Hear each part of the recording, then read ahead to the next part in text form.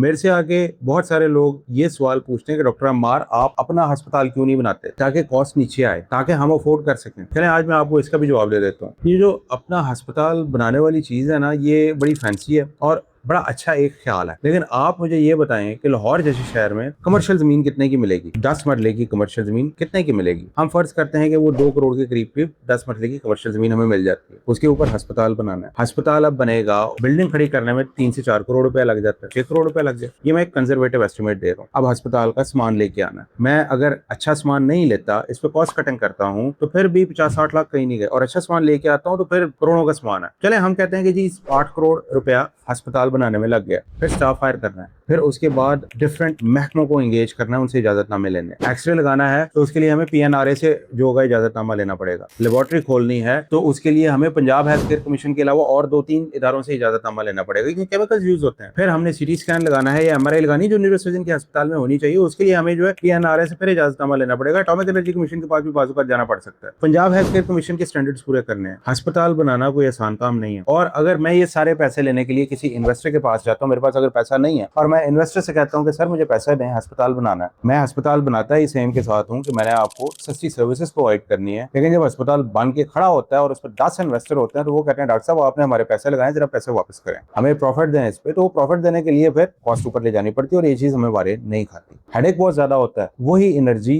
वही चीजें जो इस अस्पताल बनाने पर मैंने लगानी है, वो मैं आप लोगों को ज्यादा अच्छी सर्विसेज देने पे लगा सकता हूँ। और मैं यही कर रहा हूँ कि मैं अपना टाइम और अपनी एनर्जी नई स्किल सीखने में लगा रहा हूँ, ताकि मैं आपको ज्यादा अच्छी सर्विसेज प्रोवाइड कर सकूँ। जिन्होंने अस्पताल बनाए हैं, अच्छे अस्पताल बनाए हैं, वहाँ पे आपको सर्विसेज दे रहे हैं। अब वो जमाने गुजर गए कि डॉक्टर्स अपना अस्पताल बनाना अफोर्ड कर सकते थे, तब तो हम एक सर्विस प्रोवाइडर हैं और हम एक बहुत बड़ी मशीनरी के अंदर एक छोटा सा व्हील है। तो इसलिए प्लीज आप इस चीज को समझें, इस वक्त आपके डॉक्टर के हाथ में सिर्फ आपकी केयर प्रोवाइड करना है। इसलिए प्लीज आप जब हमारे पास आते हैं तो आप हमारे पास आके इलाज के बारे में डिस्कस किया करें। खर्चे वगैरह का पूछना हो तो वो आप डिस्कस करके अकाउंट्स ऑफिस से या हमारे पेशेंट कोऑर्डिनेटर से पूछ लिया करें। ये सारी चीजें आपको एक्सप्लेन करने का मकसद ये था कि मेरे हाथ में कुछ भी नहीं है, मेरा काम है कि आपका ऑपरेशन करना, पोस्ट ऑफ केयर प्रोवाइड करना, लेकिन जो अखराजात हैं, पेमेंट का मामला है, ये लेन देन है, ये आपने अस्पताल के अकाउंट्स ऑफिस में करना है, क्योंकि हम हेल्थ केयर प्रोवाइडर हैं और हमारा काम है आपका इलाज करना।